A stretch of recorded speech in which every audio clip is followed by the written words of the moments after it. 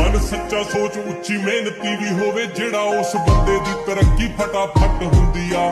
ਫਾਇਦੇ ਵਾਲੀ ਗੱਲ ਦੱਸਾਂ ਕੱਢ ਸਾਰੇ ਹੱਲ ਦੱਸਾਂ, ਸੱਚ ਦੇ ਤੇ ਭੀੜ ਸਦਾ ਘੱਟ ਹੁੰਦੀ ਆ। ਹੋ ਅੱਜ ਨਹੀਂ ਜੇ ਹੁੰਦਾ ਤਾਂ ਉਹ ਕੱਲ ਹੋ ਜਾਵੇ, ਸਬਰਾਂ ਨਾਲ ਸਭ ਕੁਝ ਹੱਲ ਹੋ ਜਾਵੇ। ਹਾਰਦਾ ਨਹੀਂ ਜਿਹੜਾ ਹਾਰ ਜਾਣ ਵਾਲੇ ਡਰ ਕੋਲੋਂ, ਉਹਨੂੰ ਹੀ ਤਾਂ ਜਿੱਤਣੇ ਦਾ ਵੱਲ ਹੋ ਜਾਵੇ।